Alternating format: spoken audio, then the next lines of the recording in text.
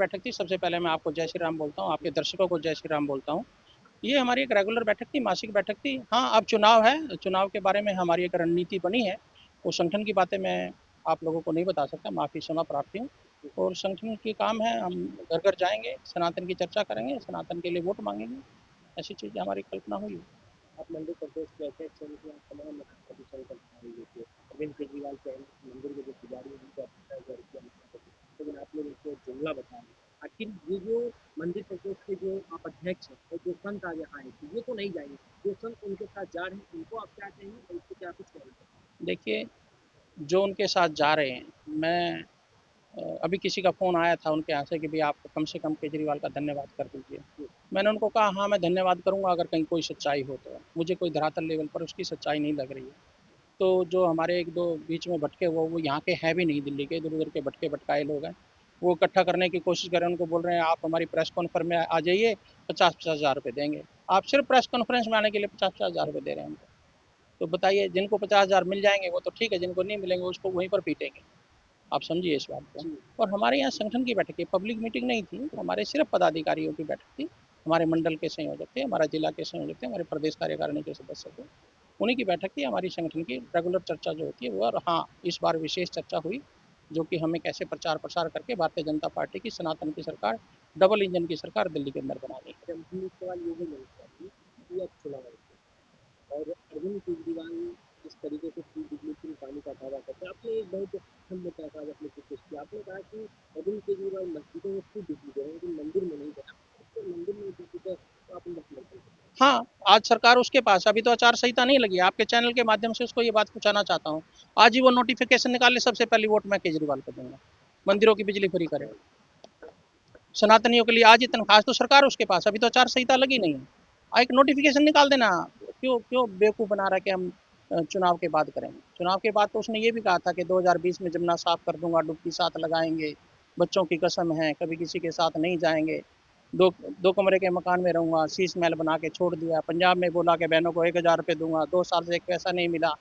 क्या बेवकूफ़ बनाने से क्या, जिस इलेक्शन थोड़ी जीते। अब जनता समझ चुकी है। एक आंधी आई थी, लोग उसके बहकावे में आ गए थे। देश एक अंधकार की तरफ था, किसी का कोई रास्ता नज़र नहीं आ रहा था। उस आंधी में वो बन गया। और और एक और आपके चैनल से माध्यम से मैं बात बताना चाहता हूँ आपको, ये बात को पहुँचाइए। वो एक भ्रम फैला रहा है, उसके कार्यकर्ता भ्रम फैला रहे हैं कि जब भारतीय जनता पार्टी की सरकार आएगी तो आपकी बिजली बंद, फ्री बस सेवाएँ बंद, सब कुछ। कुछ बंद वो होने वाला नहीं है। ये उसके बाप का पैसा नहीं है, ये हमारे टैक्स का पैसा है। सारी व्यवस्थाएँ ऐसे ही होंगी, जो 200 बिजली दे रहा है हम 500 देंगे। हम बसें 5,000 बसें और लेके आएँगे, हर बहन के लिए बस होगी। आज बसें रुकती नहीं है। सारे रोड ठीक हो गए, आप रोडों की व्यवस्था देख सकते हो। सब चीज़ें, आज हमारा देश विश्व के अंदर पटल पे अपना झंडा लहरा रहा है और दिल्ली 20 साल पीछे चला गया। किसकी वजह से? इस व्यक्ति की वजह से। पहले कांग्रेस थी, उसने भ्रष्टाचार में डुबाया और इसने उससे भी बड़ा बड़ा भ्रष्टाचार करके शराब का घोटाला, दवाइयों का घोटाला, रोड का घोटाला, आप नाम लीजिए, मैं गिनवा सकता हूँ। सतेंद्र जैन ने आज 1100 एकड़ जमीन, 37 किलो सोना उसके घर से निकलता है। वो तो ईडी ने निकाला, करनैल सिंह ने तो नहीं निकाला, भारतीय जनता पार्टी ने तो नहीं निकाला है। और वो अखबार में दिखाया है, सबको फोटो दिखाया, उसके ईडी के पास उसके कागज है। तो क्या 4 साल में एक आर्किटेक्ट के पास 1100 एकड़ जमीन दिल्ली के अंदर हो जाए, क्या ये कम है? ये भ्रष्टाचार नहीं तो और क्या है? तो ऐसी बातों में अब हमारे, विशेष रूप से हमारे संत समाज के लोग, मेरे पुजारी, मेरे मार्गदर्शक उसके बहकावे में आने वाले नहीं हैं। और उस चीज़ का आप देखिए कि आप 2 महीने बाद ही मेरे सामने खड़े होंगे, भारतीय जनता पार्टी का लड्डू फूटेगा और सबको मिलेगा। एक सवाल पर मंदिर प्रकोष्ठ से है कि आज कांग्रेस ने अपनी योजना का घोषणा किया और कर्नाटक के मुख्यमंत्री दिल्ली आए हुए थे। उन्होंने कहा कि अगर हमारी सरकार कांग्रेस दिल्ली में बनती है तो हम 2100 नहीं 2500 रुपया बहनों को देंगे। तो अब एक तरफ उन्होंने भी कर दिया, इन्होंने भी कर दिया। क्या जनता मैं की उस राय से जाएगा? आप मैं आपके माध्यम से ही आप उसको पूछिए, क्या वो कर्नाटक में बहनों को दे रहे हैं? जो कर्नाटक में नहीं दे रहे वो दिल्ली में आके कैसे देंगे? कर्नाटक में त्राही त्राही मची हुई है। वहाँ पर हमारी गौ माताओं को रोड पर काट के हमें दिखाया जाता है कि देखो हमने कांग्रेस पार्टी की सरकार बनाई, हमने ये करके दिखा दिया। उन्होंने कहीं किया तो गौ माताओं को काटने का काम किया है, किसी बहन को आर्थिक सहायता देने की। और आर्थिक सहायता कहाँ से आती है? मेरे और आपके टैक्स के पैसे से आर्थिक सहायता आती है। उसको सही जगह लगाना, देश के विकास में लगाना। मैं आज ये बोलता हूँ, अगर वो टैक्स का पैसा है, अगर कहीं लगाना है, मेरे बच्चों के भविष्य पे लगाइए, मेरे बच्चों का मकान बनाने पे लगाइए, अच्छे रोड लगाने पे बनाइए। आप उनको भिखारी मत बनाइए आप उनको काम करने के लिए आगे बढ़ाइए, उनकी शिक्षा पे इतना पैसा खर्च कीजिए कि उसको किसी भीख की आवश्यकता ना पड़े और वो स्वयं देश का भी निर्माण करे और अपने परिवार का भी निर्माण करे, ऐसी कामना करता हूँ। उनके सुनवाई के लिए तैयारी हुई बहुत जल्द। जी। मंदिर प्रकोष्ठ का किस चीज़ का योगदान रहेगा? मंदिर प्रकोष्ठ अपने हर कैंडिडेट के लिए जाके घर घर जाके वोट मांगेगा। मंदिर प्रकोष्ठ 29 ही नहीं, 70 की 70 विधानसभाओं में जाकर के घर घर जा करके सनातनियों से जिस तरह से हमने लोकसभा में काम किया था, उसी कल्पना के साथ हम घर घर जा करके वोट मांगेंगे तो अपने। एक प्रयागराज के आपने प्रयागराज का जिक्र किया था कि कुछ मौलवी टीम के बैठ के कह रहे थे कि प्रयागराज में जहाँ महाकुंभ लग रहा है लेकिन इन वक्त और दिल्ली में आए दिन आपने सुना ही होगा कभी इंडिया गेट कहने के बक्से के लिए संसद भवन कहने के कभी लाल किला कहने के। तो ये वक्त का कोई सोल्यूशन है? बहुत बड़ा सोल्यूशन है इस देश में।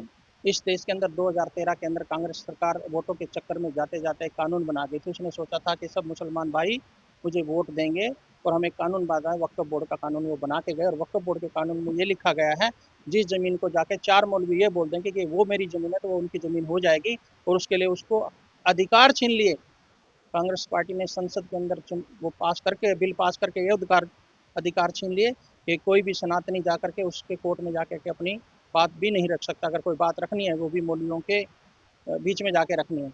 तो वो बेवकूफ़ बनाने वाली बात है कि पूरा देश उनका है। जो संतों की नगरी, संतों के पसीने से बनी हो, चाहे वो प्रयागराज हो, चाहे हरिद्वार हो, चाहे काशी हो। अभी तो कभी परसों मुझे कोई बोल रहा था, कहता केदारनाथ का मंदिर भी हमारी जमीन हमारी भूमि पे बना हुआ है। अच्छा, बद्रीनाथ नहीं, केदारनाथ का भी उन्होंने बोला। तो ऐसा कहने से और करने से होने वाला नहीं है।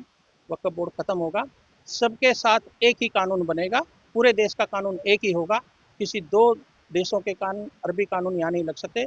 जो हमारी संसद जो कानून बनाएगी वही एक कानून होगा, एक ही झंडा होगा, एक ही कानून होगा। इस देश में सबके लिए समान चीज़ें होंगी। मैं किसी के खिलाफ नहीं हूँ, मैं किसी धर्म के खिलाफ नहीं हूँ। सबको रहने का हक है, लेकिन सबको एक ही कानून के मान करके एक ही धर्म के नीचे चलना पड़ेगा। जय श्री राम।